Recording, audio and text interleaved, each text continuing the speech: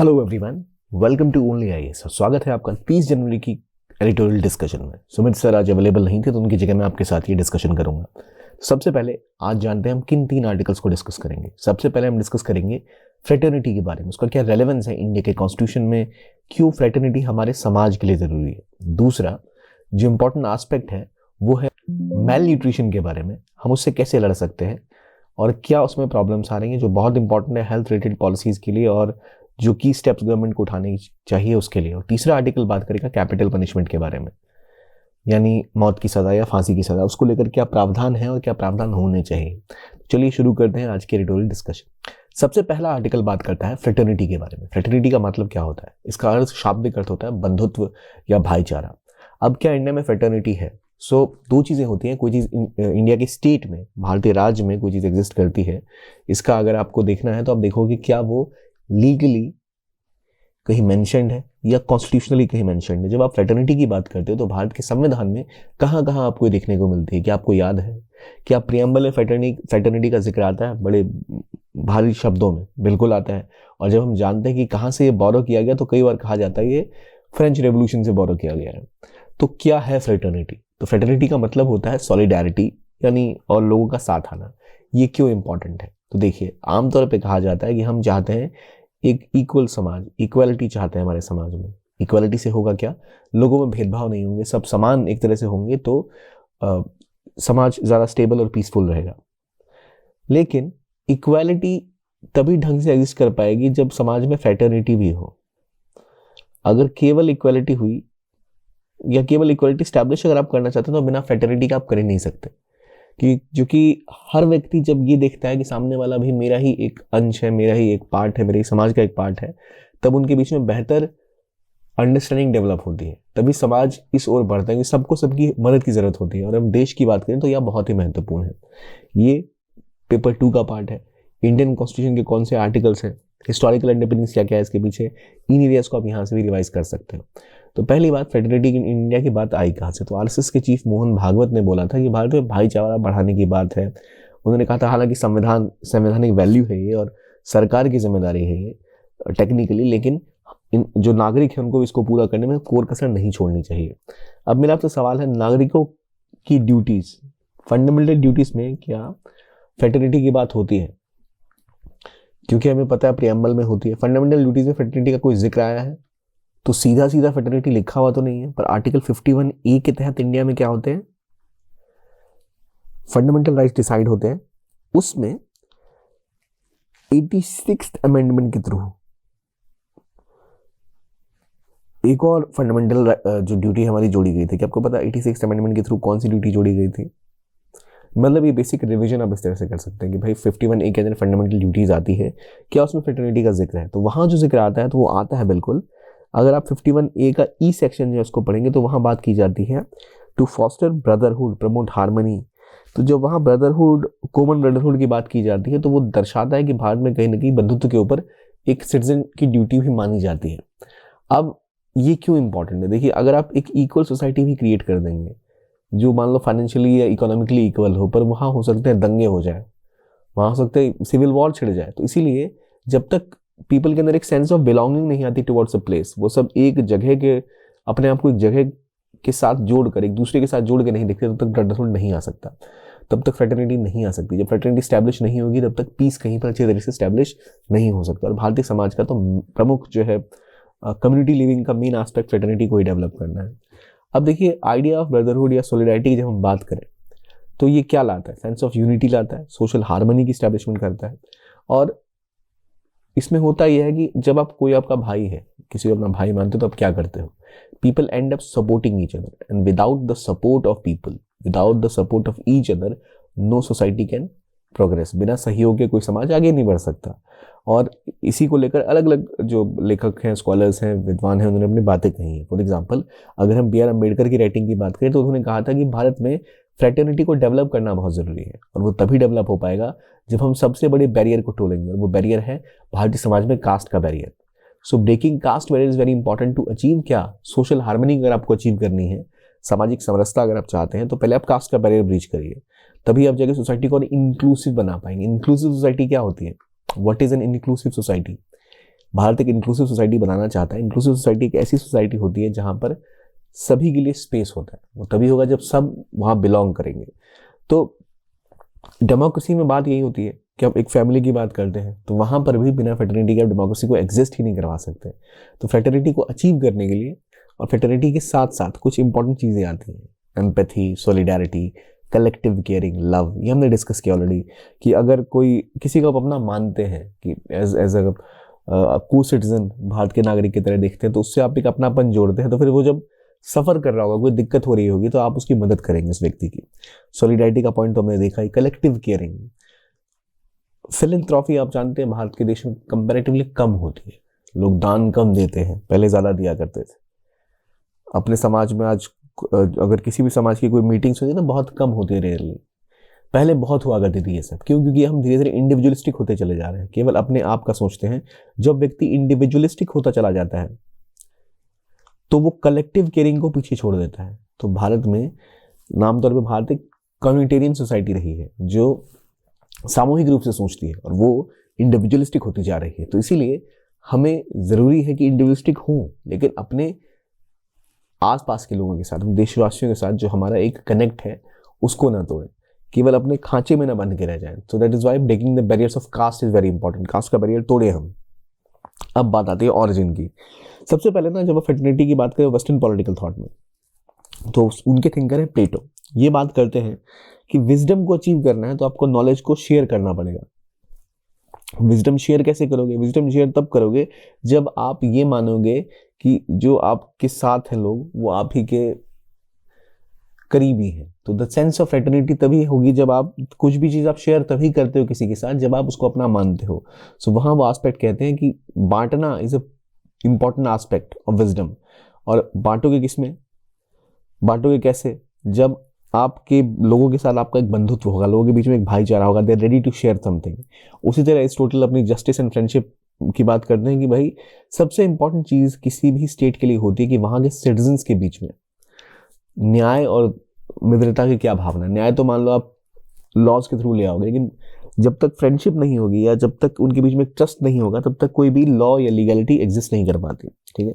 फिर इसी तरह ये तो एंशिएंट एज की बात होगी। मेडिवल एज की बात करें तो यहाँ इसको रिलीजन के साथ जोड़ा जाता है। क्रिश्चियनिटी में स्पेसिफिकली फोकस किया गया था कैसे सभी एक जैसे हैं। जो अलग अलग पेगन जो वहाँ के रिलीजन थे उनको ओवरटुक किया था क्रिश्चियनिटी ने। तो वहाँ पर ये कोशिश करता था कि सभी भगवान के एक ही भगवान के बच्चे हैं, तो वो सबके बीच में एकत्व की भावना आती थी। वहाँ फ्रेटर्निटी पुश होती थी। रिलीजन अक्सर ये बात करता है, किसी भी रिलीजन को उठा दो, वहाँ पर जो एक पर्टिकुलर रिलीजन है वो जरूर पुश करेगा कि हम सब एक ही भगवान में मानते हैं। इस तरह की भावना डेवलप होती है। लेकिन फ्रांस इससे आगे बढ़ा और फ्रेंच रिवोल्यूशन जब हुआ तो वहाँ पर इसका पहला पॉलिटिकल सिग्निफिकेंस निकल के आया। देखिए ऊपर आप देख रहे हैं प्लेटो जो कह रहे हैं एक तरह से इंडिविजुअल की बढ़ोतरी के लिए कह रहे हैं, भाई आपको ज्ञान अर्जित करना है तो ज्ञान को बांटिए। अरिस्टोटल कह रहे हैं स्टेट को अगर इंश्योर करना है कि वो एक रियलिटी बन पाए ढंग से और स्टेट एग्जिस्ट कर पाए अच्छे से, तो उसको ज़रूरत है फ्रेटर्निटी की। रिलीजन का तो व्यू ही ऐसा है। लेकिन फ्रेंच रिवोल्यूशन में बात की गई कंप्लीटली पॉलिटिकल सिग्निफिकेंस में। वहाँ बोला गया कि रिवोल्यूशन होगा और लिबर्टी, इक्वालिटी, फ्रेटर्निटी, ये तीन चीज़ स्टैब्लिश की जाएगी। और ये बहुत इंपॉर्टेंट एस्पेक्ट है किसी भी समाज को आगे ले जाने का, क्योंकि सभी के बीच में तो सॉलिडारिटी नहीं होगी तब तक पूरा समाज डेवलप नहीं करेगा। इंडिया में इसको ही एक तरह से ये इंस्पिरेशन देखी जाती है जब इसको ऐड किया गया था, क्योंकि इनिशियली जो ऑब्जेक्टिव रेजोल्यूशन था उसमें ये नहीं था, लेकिन बाद में इसको एक एज अ क्लॉज प्रीएम्बल में ऐड कर दिया गया और बहुत रेलेवेंटली ऐड किया है। तो जो वेस्टर्न वर्ल्ड की फ्रेटर्निटी है और जो इंडिया ने अडॉप्ट की और जो इंडिया में रन करती है, थोड़ा सा डिफरेंस है। जब हम वेस्टर्न वर्ल्ड की फ्रेटर्निटी को देखते हैं वहाँ कैसे इसको साझा किया जाता है, तो यहाँ बात की जाती है जो एक फेमस बुक है idea of fraternity in America bye MC Williams. वहाँ वो बात करते हैं कि फ्रेटर्निटी को डेवलप करने का सबसे अच्छा तरीका है community ties. Community ties Bharat में तो ऑलरेडी कम्युनिटी टाइज है, बस ये है कि हमें कम्युनिटी टाइज को और स्ट्रॉन्ग करना है। और उसमें जो एक्सक्लूशनरी मेजर्स जैसे कास्ट सिस्टम को अगर हम हटा दें, भाषा के इस जंजाल से निकल जाए, तो हमारा बेहतर कम्युनिटी टाइज तो ऑलरेडी रहती है।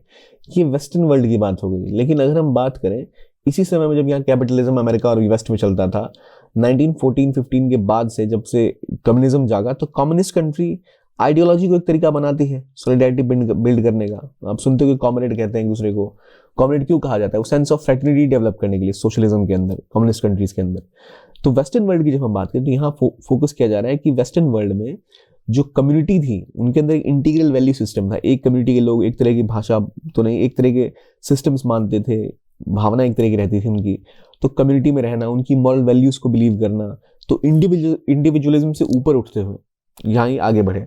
और यही दिखाता है कैसे इससे धीरे धीरे रिलीजियस मोरालिटी आई। देखिए एक कम्युनिटी के लोग मान लीजिए सब मानते हैं कि हम सब जो है वो रात को 10 बजे सो जाएंगे, तो वहाँ कम्युनिटी के लोग रात को 10 बजे सो जाते हैं, कभी हम चोरी नहीं करेंगे, चोरी नहीं करते हैं। तो फिर वो धीरे धीरे वो सब एक साथ एकजुट होते चले जाते हैं और इवेंचुअली उससे एक रिलीजियस मोरालिटी भी बनती है कि हाँ क्या धार्मिक रूप से हमें करना चाहिए, क्या नहीं करना चाहिए, क्या सही है, और इवेंचुअली उनके जीवन में वो परिवर्तन आ जाता है। तो ये पहले जो वेस्ट का आइडिया है, वेस्टर्न वर्ल्ड का, वो ऐसे है कि वो पहले कम्युनिटी टाइज वहाँ बिल्ड हुई, ठीक है, कम्युनिटी टाइज बिल्ड हुई। उसके बाद उसका एक वैल्यू सिस्टम उन लोगों ने अडॉप्ट किया कि सबका एक अलग अलग वैल्यू सिस्टम हो गया। जो कम्युनिटी के अंदर जो वैल्यू सिस्टम था वो और बड़ा होता चला गया, इवेंचुअली उसने रिलीजियस फॉर्म ले लिया, धार्मिक रूप से भी वो सामने आ गया। तो अगर हम इसी को कंपेयर करें ना, जो कम्युनिस्ट कंट्रीज हैं वो किसका सहारा लेती है? वो आइडियोलॉजी का सहारा लेती है। सब कॉमरेड हैं, सब एक इस विश्वास में, इस एक सपने में विश्वास रखते हैं, इसलिए हम सबके बीच में भाईचारा है और हम उसकी पूर्ति करके रहेंगे। सिंगल गोल और एम, वहाँ पर वो एस्पेक्ट आता है। लेकिन इंडिया में इन चीज़ों थोड़ी हर्ट के बात है, क्योंकि इंडिया में इसको लीगली और कॉन्स्टिट्यूशनली भी इसका मेंशन आपको मिलता है। सबसे पहले कहाँ प्रियम्बल में बात होती है, assuring the dignity of the individual and the unity integrity of the nation. यहाँ पे बात की गई है to promote fraternity. Fraternity develop होगी तभी इंसान को डिग्निटी मिलती है। तो यहाँ जोड़ा गया है फ्रेटर्निटी को डिग्निटी से। मान लीजिए आप एक इंडिविजुअल है, बहुत अमीर है, बहुत सारा पैसा है, पर कोई आपको समाज में जगह नहीं देता, you are not respected, you are not being seen as a person जो समाज का हिस्सा है, समाज के लिए इसने कुछ किया है, तो आप अपने आप को एलिनेटेड फील करेंगे। आप फील करेंगे कि आपको तो वो जगह ही नहीं मिली जो आप डिजर्व करते हैं। तो इसीलिए बहुत महत्वपूर्ण है कि समाज में एक व्यक्ति को स्थान दिया जाए, और उसकी डिग्निटी तभी पूरी होती है, तभी वो अपने आप को एक लेवल पे पाता है जब उसको समाज में स्थान दिया जाता है। और यहीं पर इंडियन कॉन्सेप्ट ऑफ फ्रेटर्निटी भी आती है। प्रेम्बल में भी बात की गई है, केवल पॉलिटिकल इकोनॉमिक नहीं, सोशल भी हम इक्वालिटी देंगे। तो वो जो जस्टिस की बात, सोशल जस्टिस की बात की गई है, वो दिखाता है कि भारतीय समाज में डिवीजन है, और इस डिवीजन को खत्म किया जा सकता है केवल जब हम बंधुत्व की भावना, फ्रेटर्निटी की भावना को बढ़ावा देंगे। तो यही फंडामेंटल ड्यूटी 51A का ई सेक्शन हमने ऑलरेडी डिस्कस किया जब ब्रदरहुड की बात की गई है। और डिग्निटी की बात जो हमने की वो बहुत महत्वपूर्ण है, और उसमें एक इंपॉर्टेंट बात आती है मॉरल इक्वालिटी ऑफ इंडिविजुअल्स, ठीक है, म्यूचुअल रिस्पेक्ट की बात हो, आप किसी भी भाषा को बोलते हो, किसी रीजन से आते हो, कोई रिलीजन फॉलो करते हो, किसी क्लास से आते हो, कुछ भी आपकी एथनिसिटी हो, इसको रिस्पेक्ट मिलनी चाहिए सामाजिक रूप से। आपको मानना चाहिए हमें कि एनीवन, मैं हूं या आप हो, कि हम भारत के पार्ट हैं। दैट शोज कि एस्पेक्ट ऑफ फ्रेटर्निटी कैसे डेवलप हो रही है। तो अम्बेडकर उन्होंने कहा ही था क्लियरली, संविधान में भी बात की गई है कि हमें देश में जब यूनिटी लानी है तो तभी होगी जब फ्रेटर्निटी होगी। तो वो तभी फ्रेटर्निटी डेवलप होगी जब एक common mutual sense of belonging आएगी, रिस्पेक्ट आएगी।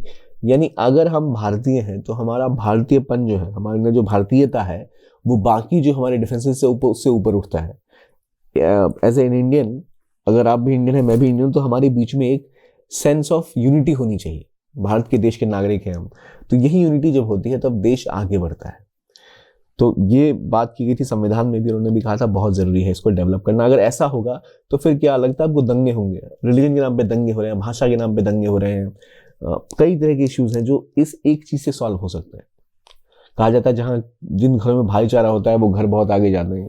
भाईचारा इन द सेंस नॉट उसको भाई या बहन में डिवाइड नहीं करूंगा, मैं जेंडर न्यूट्रल रखने की कोशिश करूंगा। तो जो सॉलिडारिटी होती है जिस परिवार में, वो परिवार बहुत आगे जाता है, उसमें टूट नहीं पड़ती है। अब जब हम धीरे धीरे इंडिविजुअलिस्टिक होते जा रहे हैं तो चीजें और ज्यादा फैमिली लेवल पे भी, पर्सनल लेवल पे भी और सोशल लेवल पे भी टूटती दिख रही है। तो इंडिया में चैलेंजेस बहुत सारे हैं। पहला चैलेंज है आइडियोलॉजिकल चैलेंज। भारत में अलग अलग आइडियोलॉजी है, ठीक है, कई सारे आइडियोलॉजिकल डिफरेंसेस हैं लोगों में। तो इसलिए इंपॉर्टेंट है कि जो हम जब फ्रेटर्निटी को देखते हैं तो हम उसको सेकुलर तरीके से देखें, यानी हम उसको रिलीजन के लेंस से ना देखें, या फिर हम उसको किसी एक पर्टिकुलर आइडियोलॉजी के लेंस से ना देखें। हम उसको देखें इससे आगे जाकर, इससे परे हटकर, from the aspect of let's say social aspect, ठीक है, ना कि रिलीजियस एस्पेक्ट।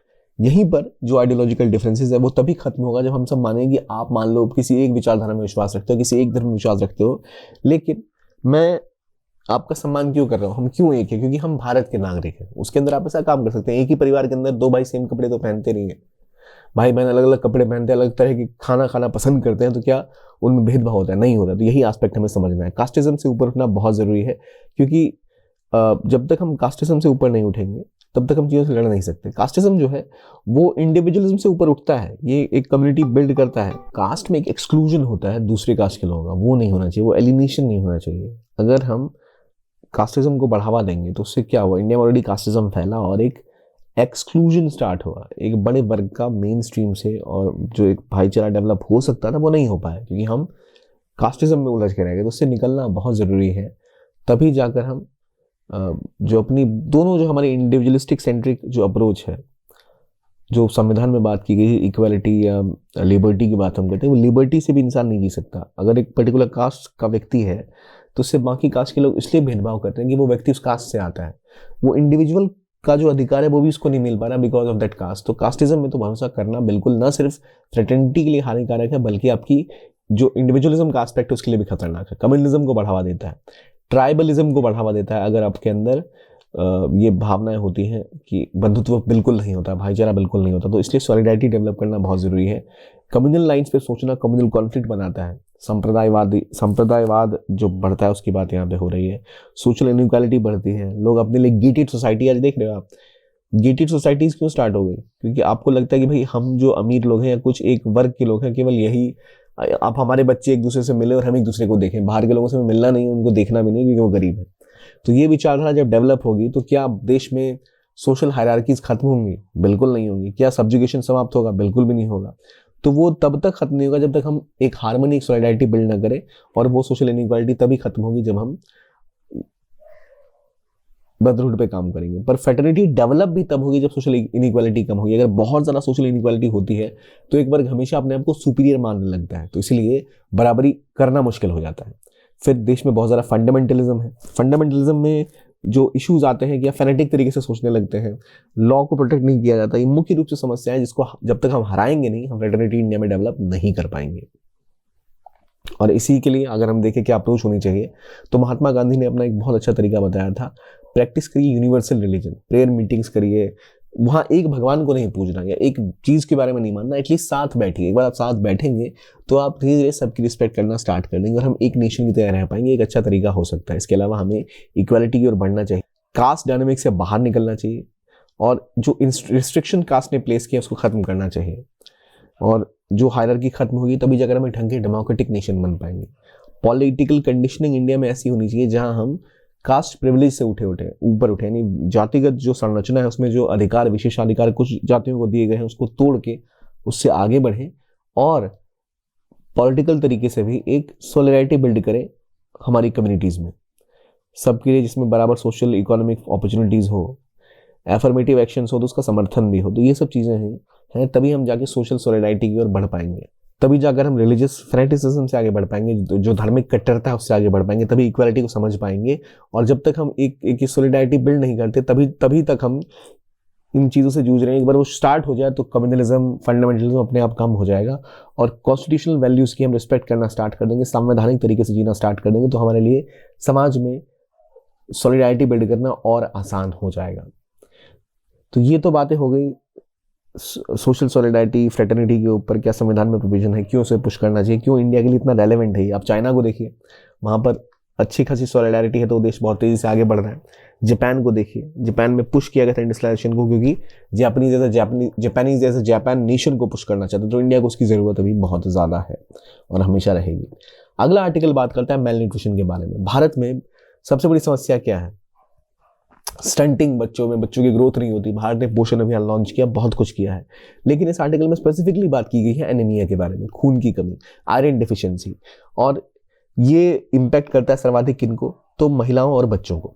और इसीलिए बहुत महत्वपूर्ण है कि महिलाओं और बच्चों के लिए पौष्टिक भोजन मिले। पौष्टिक भोजन की कमी रहती है, एसेंशियल एलिमेंट्स नहीं मिल पाते, माइक्रो न्यूट्रिएंट्स नहीं मिल पाते, और इसी वजह से एनीमिया हो जाता है। मेरा पहला सवाल आपसे ये है कि माइक्रो न्यूट्रिएंट्स क्या होते हैं? दो तरह के न्यूट्रिएंट्स होते हैं, एक माइक्रो और एक मैक्रो। तो माइक्रो और मैक्रो से लड़ने के लिए सरकार की क्या स्कीम है और क्या क्या उसके अंदर आता है? जब हम माइक्रो न्यूट्रिएंट्स की बात करते हैं तो 7 माइक्रो न्यूट्रिएंट्स आते हैं। कौन कौन से हैं, कोई आइडिया आपको? तो boron, zinc, manganese, iron, copper, molybdenum और क्लोरीन, ये बहुत इंपॉर्टेंट है, जो हमारी हेल्थ को बढ़ावा देने के लिए बहुत इंपॉर्टेंट है। इनमें से कोई भी अगर आपके पास कम है न्यूट्रिएंट, कोई भी अगर आपके पास माइक्रो न्यूट्रिएंट्स कम है तो आपकी ग्रोथ रुक जाती है। इसके अलावा मैक्रो न्यूट्रिएंट्स वो भी उतने ही महत्वपूर्ण है। मैक्रो न्यूट्रिएंट्स हमें थोड़े ज़्यादा मात्रा में चाहिए होते हैं। कैल्शियम, फॉस्फोरस की मैं बात कर लूँ, मैग्नीशियम की बात कर लूँ, सोडियम, क्लोराइड, पोटेशियम, सल्फर, ये आते हैं मैक्रो न्यूट्रिएंट्स में। तो ये दोनों ही बहुत इंपॉर्टेंट होते हैं किसी भी देश में जो जनसंख्या है उसको हेल्थी बनाने के लिए। तो क्या इंडिया में स्कीम्स लॉन्च की गई है जो एनीमिया है उससे लड़ने के लिए? क्या भारत सरकार की कोई स्कीम है एनीमिया से लड़ने के लिए? तो मुख्य रूप से एक स्कीम आई थी एनीमिया मुक्त भारत। तो एनीमिया मुक्त भारत की स्कीम के तहत 1970 में लॉन्च हुआ था, लेकिन उसके बावजूद भारत इस तरह से एनीमिया को कंट्रोल नहीं कर पाया। तो इंडिया ने इसके बाद नेशनल आयरन प्लस इनिशिएटिव निकाला था। तो अलग तरह की चीज़ें लगातार भारत ने की हैं। तो इसी को डिटेल में समझते हैं कि दिक्कत क्या आती है। देखिए, माइक्रो न्यूट्रिएंट में अगर किसी एक व्यक्ति को डिफिशियंसी है, ये जिंक, मैंगनीज वाला पॉइंट जो है, आयरन, कॉपर, इसकी कमी अगर होती है तो वो इंटर जनरेशनल दिक्कत खड़ी करता है। एक जनरेशन दूसरे में भी कमियां होती हैं और जनसंख्या पे प्रभाव उसका बहुत बड़ा पड़ जाता है। इसलिए गवर्नमेंट ने इसके लिए मेजर्स निकाले। आयरन फॉलिक टैबलेट स्कूलों में भी दिए जाते थे जिससे कि आयरन की कमी पूरी हो। मिड डे स्कूल लाया गया, पोषण अभियान शुरू किया गया। तो ये जो स्कीम्स है, चाहे हम पोषण अभियान की बात करें, चाहे एनीमिया मुक्त भारत की बात करें, इनके फेलियर की वजह ये थी कि आप स्कूल में तो कर रहे हो और कुछ टैबलेट्स भी दे रहे हो, पर इवेंचुअली जो रेगुलर डाइट है, जो आप रोज खाना खाते हो, वही मेनली डिटरमाइन करते हैं आप कितने सेहतमंद रहोगे। और भारत में मेलन्यूट्रिशन की दिक्कत है कि भारतीय थाली जो लोग खाते हैं वो डाइवर्स होनी चाहिए, बैलेंस डाइट होनी चाहिए। अब अगर आप ईस्ट इंडिया में जाओ तो वहाँ चावल पे ही फोकस होता है, चावल और कोई सब्जी खा ली तो वहाँ, या फिर आलू का इस्तेमाल किया जाएगा, तो वहाँ कार्बोहाइड्रेट्स ही मैक्सिमम मिलता है, प्रोटीन की मात्रा होती नहीं है, कैल्शियम होता ही नहीं है। तो कार्ब्स खा के आप कैसे अपने आप को सेहतमंद रख पाओगे? आप अगर नॉर्थ इंडिया में आ जाओ तो हालांकि वहाँ पे व्हीट का चलन है, लेकिन वहाँ भी थाली में प्रोटीन की मात्रा बहुत कम होती है। तो इसलिए इंपॉर्टेंट है कि सीरियल्स, पल्सेस, वेजिटेबल्स और हर्ब्स और स्पाइसेस सब हो। इसके अलावा आपको फलों का सेवन भी करना चाहिए, तभी जाकर आप एक बैलेंस डाइट रख सकते हैं। खासतौर पर अगर आप वेजिटेरियन हैं तो आपको और ज़्यादा डाइवर्स डाइट की ज़रूरत होती है। इंडिया में एक समस्या तो ये थी, भारत के लोग एक बैलेंस डाइट नहीं खाते थे। हमारी जो डाइट्स हैं वो मोस्टली कार्बोहाइड्रेट से भरी पड़ी हैं और प्रोटीन के लिए इसमें कम जगह है, कैल्शियम के लिए कम जगह है। और अब एक नई समस्या आ गई है, पहले तो हम ताज़ा खाना खाते थे, अब हम प्रोसेस्ड फूड खा रहे हैं। तो जैसे ही प्रोसेस्ड फूड खाते हैं जो और ज़्यादा शुगर से भरा हुआ होता है, शुगर ऐसा चीज़ है जो आपको एक तरह से अपना आदी बना देता है शुगर का, तो वो कंजम्पशन प्रोसेस्ड फूड का और ज़्यादा समस्या खड़ी करता है, हेल्थ आउटकम्स और कम हो जाते हैं। तो इसलिए सबसे इंपॉर्टेंट है कि साउथ एशिया में अगर आपको, या इंडिया में बात करें ब्रॉडली, इंडियन सबकॉन्टिनेंट की बात करें, तो 46% जो पॉपुलेशन है उसके पास अफोर्डेबल बैलेंस डाइट का एक्सेस नहीं है। 74% जो इंडिया की जो पॉपुलेशन है वो हेल्दी डाइट अफोर्ड नहीं कर पा रही। 39% ऐसे हैं जो न्यूट्रिएंट एडवोकेट वन नहीं खा पाते। देखिए, एक तो पहली बात, दालें बहुत महंगी हैं, कुछ लोग मांस का सेवन नहीं करते, मांस भी बहुत महंगा है। तो इसीलिए बहुत इंपॉर्टेंट था कि जहां और आपके पास विकल्प है उसके थ्रू आप टेक्नोलॉजी का सहारा लें या कोई और सहारा लें, जिससे आपके देश के लोगों की न्यूट्रिएंट सप्लाई मिलती रहे। स्कूल में बेहतर तरीके से 7 दिन अब 7 तरह का लंच दिया जाता है, तो वो एक अच्छा तरीका है जिसके तहत बच्चों के अंदर कुछ तो न्यूट्रिएंट्स आएगा। तो अभी जैसे लार्ज स्केल फूड फोर्टिफिकेशन शुरू किया गया, जिसके अंदर आप फूड को फोर्टिफाई करते हो, उसमें कुछ और आप तत्व मिला देते हो, जिससे कि जब बच्चे खाएं उस खाने को तो उनको उसके साथ साथ जैसे आयरन मिल जाए, कैल्शियम मिल जाए। तो जो इंडिया का जो फूड फोर्टिफिकेशन प्रोग्राम है, इसमें फूड को फोर्टिफाई करते हैं। फूड फोर्टिफिकेशन होता क्या, मान लो कि इंडिया के बच्चों में विटामिन ए की कमी है। विटामिन ए की कमी है, उसको पूरा कैसे करोगे? तो उसके लिए आप क्या करोगे, जो मान लो आप चावल देते हो स्कूल में, ये खिला रहे हो या दूध दे रहे हो, तो उसमें आप जो की विटामिन आपको और चाहिए, विटामिन ए या और मिनरल से आप उसमें ऐड कर देते हो, तो वो फूड जो कहलाता है फोर्टिफाइड फूड कहलाता है। तो फोर्टिफिकेशन इस तरह से किया जाता है कि आप और स्ट्रॉन्ग बना रहे हो जो फूड प्रोवाइड कर रहे हो किसी को। तो ये स्कूल में भी ट्राई किया जा रहा है। तो ये हालांकि आइडियल नहीं है, लेकिन ये पहला स्टेप है। अगर हम यूनिवर्सली फूड को फोर्टिफाई कर पाए, चावल का सेवन अगर ज़्यादा होता है तो चावल में विटामिन की मात्रा तो नहीं होती, लेकिन अगर हम चावल को फोर्टिफाई कर पाए विद विटामिन, तो जो भी चावल का सेवन करेंगे उनके पास विटामिन तो होंगे, साथ साथ उनके शरीर में जाएंगे। तो एक तरह का ये बेहतर स्टेप हो सकता है। ऑलरेडी इंडिया अभी एक इस चीज़ को लेकर बहुत आगे नहीं बढ़ पाया, पर बहुत एक एसेंशियल स्टेप है कि हम फूड फोर्टिफिकेशन के थ्रू, मान लो बच्चों में या एक जो राशन की दुकानों से सामान दिया जाता है, वहाँ पर इसको आराम से काबू पा सकते हैं। तो इसमें आप माइक्रो न्यूट्रिएंट्स भी ऐड करोगे, चाहे आटा हो, चावल हो, तेल हो या सॉल्ट हो, जिससे कि आप बेहतर आउटकम ले पाओ। भारत में जब से जो नमक है उसको आयोडाइज किया गया, भारत में आयोडीन युक्त नमक आप बार बार सुनते होंगे, ऐड में भी आता था पहले, तो उसके बाद से भारत में गॉइटर की रेट, जो घोंघा होता है बीमारी, गर्दन गले का उसमें सूजन हो जाना, बहुत कम हो गया, ऑलमोस्ट खत्म ही हो गया। तो इसलिए हो पाया क्योंकि हमने आयोडाइज सॉल्ट मार्केट में अनिवार्य कर दिया। तो उसी तरह से अगर हम फूड फोर्टिफिकेशन करें तो हम इस चीज़ से लड़ सकते हैं। अवेयरनेस होना बड़ा ज़रूरी है कि भाई क्यों फोर्टिफाइड फूड सेहत के लिए अच्छा है, और क्यों, जो एक बड़ी चीज़ है कि क्यों कुछ लोग इसको नहीं खाना प्रेफर करेंगे, क्योंकि उनको लगेगा भाई ये चावल दूषित है या ये जो इसका कलर दूसरा है इसलिए हम इसे नहीं खाएंगे। तो कभी कभी लोगों को लगता है कि भाई ये प्लास्टिक का चावल है, ऐसा कुछ नहीं होता। तो इसलिए अपीयरेंस और टेक्सचर को लेकर लोगों को पता होना चाहिए कि क्यों ऐसा दिख रहा है, ठीक है। इसके बारे में आप कैंपेन रन कर सकते हैं, इन्फॉर्मेशन की, एजुकेशन की, कम्युनिकेशन की, ताकि फोर्टिफिकेशन से जो फायदे हैं वो लोगों को पता रहे और कैसे इसका सेवन हम देश भर में और बढ़ा सकें, और जो स्टेपल फूड है उसको फोर्टिफाई करते हैं तो इससे हम बेहतर तरीके से लड़ पाएंगे। रिसर्चर्स ने भी बताया है कि ऐसा खाना खाने से जो फूड फोर्टिफाइड है कोई आयरन टॉक्सिसिटी नहीं होती, और नॉर्मल जितना हमको आयरन मिलता है उतना ही आयरन हमको फोर्टिफाइड खाने से भी मिल सकता है।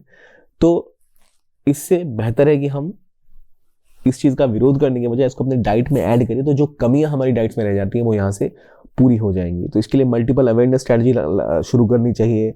जो लोकल भाषाएं हैं, वर्नैकुलर लैंग्वेजेस हैं, हिंदी, इंग्लिश, नेपाली, यहाँ पर आपको उसको स्प्रेड करना चाहिए, और हेल्दियर डाइटरी प्रैक्टिस को भी बढ़ावा देना चाहिए कि देखिए डाइटरी प्रैक्टिस आप बढ़िया कीजिए, अपनी जो थाली है उसको डाइवर्सिफाई कीजिए, और फोर्टिफाइड फूड का भी खाना खाइए, इसमें कोई दिक्कत नहीं है। सरकार आपके खिलाफ कुछ षड्यंत्र नहीं रच रही है, इसको खाने से आप कमजोर नहीं हो जाएंगे, बल्कि आपकी सेहत और तंदुरुस्त हो जाएगी।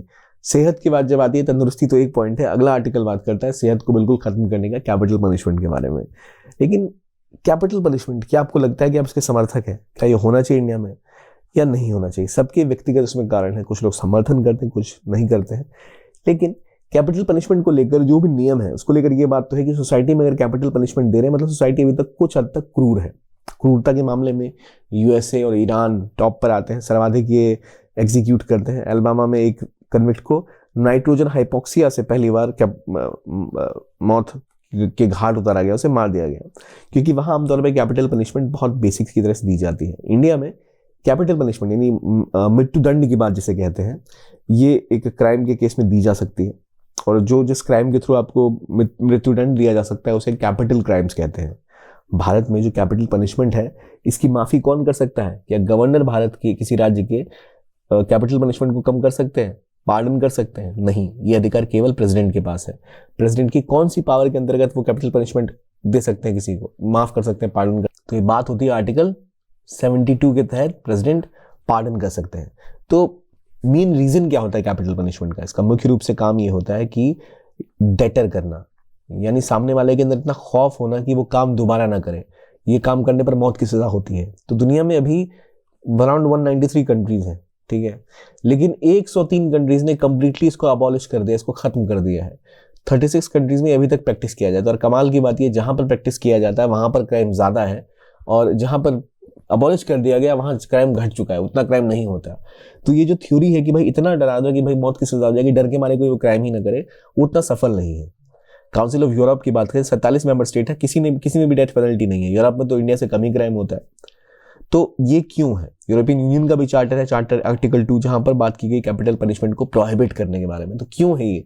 क्यों कुछ देशों में कहा जाता है इससे हम डेटर करेंगे, कुछ में नहीं डेटर करेंगे? देखिए, समाज में जब सामाजिक कुरीतियां हैं, समस्याएं हैं, तो वो किसी एक कैपिटल पनिशमेंट के लागू हो जाने से खत्म नहीं हो जाती। व्यक्तिगत रूप से आप कुछ भी सोच सकते हैं, मैं भी कुछ भी सोच सकता हूँ, पर जो आर्टिकल मेंशन कर रहा है मैं वहां फोकस कर रहा हूँ। इन्होंने कहा है कि किसी की जान लेने का अधिकार, कैपिटल पनिशमेंट, किसी स्टेट के पास नहीं होना चाहिए, क्योंकि जो आप उसके द्वारा दिया नहीं गया वो आपसे लिया भी नहीं जा सकता। इनका कहना है कि जैसे जनरल असेंबली का रेजोल्यूशन आया था 2007, 8, 10, 12 और 14 में, नॉन बाइंडिंग रेजोल्यूशन पास हुआ था कि भाई हम कंप्लीटली एग्जीक्यूशंस को, कैपिटल पनिशमेंट को बैन कर देंगे। लेकिन कई देशों ने अभी तक इसको नहीं बैन किया, वहाँ बहुत मात्रा में फांसी की सजा दी जाती है, जैसे चाइना, यूएसए, इंडिया, इंडोनेशिया। और इंडिया में हालांकि बहुत कम होता है, यूएस स्टेट्स में भी रेयरली होता है, पर जैसे ईरान के बारे में कहा जाता है 300 लोगों को फांसी पिछले साल दे दी, ऐसी घटनाएं सुनने को मिलती है। और ये जो 4 देश हैं, इन्होंने लगातार विरोध भी किया था जनरल असेंबली में ऐसे किसी भी रेजोल्यूशन का। अब देखिए, यूएन में ना जब रेजोल्यूशन पास होते हैं, जैसे ये रेजोल्यूशन की बात हुई, तो जनरल असेंबली का रेजोल्यूशन कभी भी बाइंडिंग नहीं होता है। यूएन में कोई चीज बाइंडिंग करवाने के लिए आपको उसको यूनाइटेड नेशन के सिक्योरिटी काउंसिल से पास करना पड़ता है, तभी वो चीज बाइंडिंग होती है, अदरवाइज वो बाइंडिंग नहीं होती है। तो इस चीज़ को ध्यान रखना है आपको कि भाई भारत जब भी यूएन में कोई रेजोल्यूशन पास होता है तो अगर वो जनरल असेंबली से हो रहा है तो वो चीज़ क्या है, बाइंडिंग नहीं है। अगर बाइंडिंग बनाना है तो सिक्योरिटी काउंसिल से पास कराना पड़ता है। सिक्योरिटी काउंसिल से पास कराने के लिए आपको ये चाहिए कि मेजॉरिटी के वोट हो और कोई वीटो ना लगा, और वहाँ देश वीटो लगा देते हैं, चाइना या अमेरिका या रशिया, इसलिए वहाँ से अक्सर ये चीज़ें नहीं निकल गया। तो यूनाइटेड नेशन के जनरल असेंबली से रेजोल्यूशन आया था, लेकिन ऐसा हुआ नहीं। और मुख्य रूप से जो कंट्रीज हैं वो और पुश कर रही हैं। इंडिया में अगर हम बात करें डेथ पेनल्टी के बारे में, तो सुप्रीम कोर्ट ने 2007 से लेकर 22 तक केवल 7 लोगों को डेथ पेनल्टी दी है।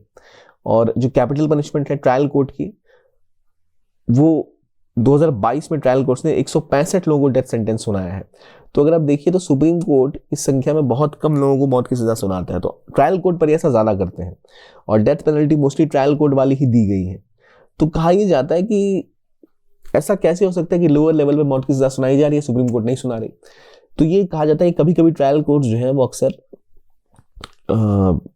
जो एविडेंस दिए जाते हैं और जो सिस्टम ऑफ जूरिस्प्रूडेंस है थोड़ा सा उसमें गड़बड़ी है। अदरवाइज ऐसा नहीं हो सकता कि कैपिटल पनिशमेंट आगे ना हो और पहले हो जाए। तो ज़रूरत है कि हम इस चीज़ को समझें और कैपिटल पनिशमेंट के बजाय हम फोकस करें क्राइम कंट्रोल करने के ऊपर। जो इंडिया में कैपिटल पनिशमेंट के प्रोविजंस है वो क्या क्या है, एयरफोर्स एक्ट है 1950 का, आर्मी एक्ट है, नेवी एक्ट है। ये इन ऑफेंसेस के लिए हैंगिंग या डेथ बाय शूटिंग की बात करता है। अमेरिका में तो बहुत सी चीज़ें हैं, जैसे हमने देखा अभी वहाँ जहर के इंजेक्शन से भी मारा जाता है, गैस के थ्रू भी मारा जाता है। इंडिया में प्रावधान नहीं है। तो सुप्रीम कोर्ट की कई जजमेंट आई हैं कैपिटल पनिशमेंट को लेकर, आप याद रखिए, अपने आप आंसर्स में ऐड कर सकते हैं। पहले जगमोहन सिंह केस, यहाँ पर बोला गया था कि डेथ पेनल्टी का संवैधानिक जो वैलिडिटी है, तो क्या कॉन्स्टिट्यूशनली वैलिड है, तो सुप्रीम कोर्ट ने कहा था हाँ ये वैलिड है। राजेंद्र प्रसाद केस में कहा था कि डायरेक्टली जो डेथ पेनल्टी है वो जो राइट टू लाइफ है उसको प्रभावित करती है, लेकिन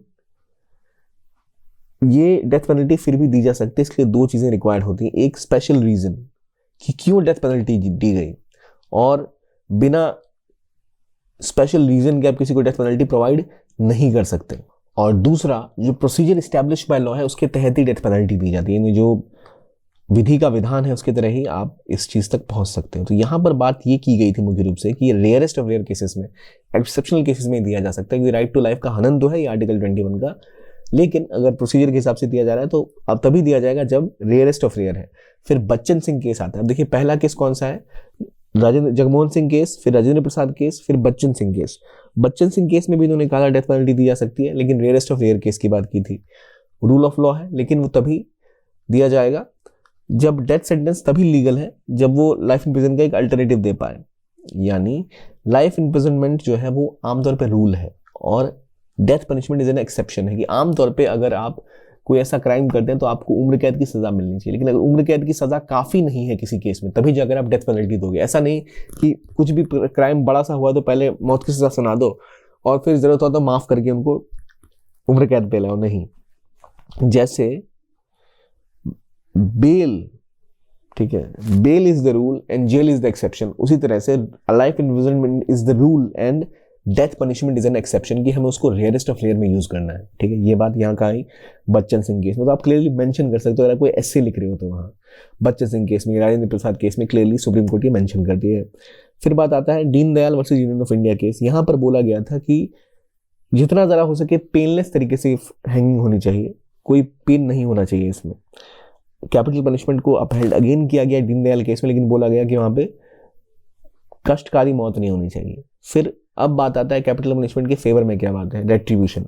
जो एक थ्योरी ऑफ जस्टिस होती है उसमें बात की जाती है रेट्रीब्यूशन का, कि जिसने जितना क्राइम किया उसको उतनी सजा मिलनी चाहिए। तो जो व्यक्ति मर्डर करता है, कत्ल करता है, रेप जैसे घिनौने कार्य करता है, तो जो उस विक्टिम्स के फैमिली वाले हैं, जो उनके दोस्त हैं, सोसाइटी है, उसको जो रेट्रीब्यूशन चाहिए वो तभी मिल पाएगा, उनको न्याय तभी मिल पाएगा सामने वाला भी वैसी सजा झेले।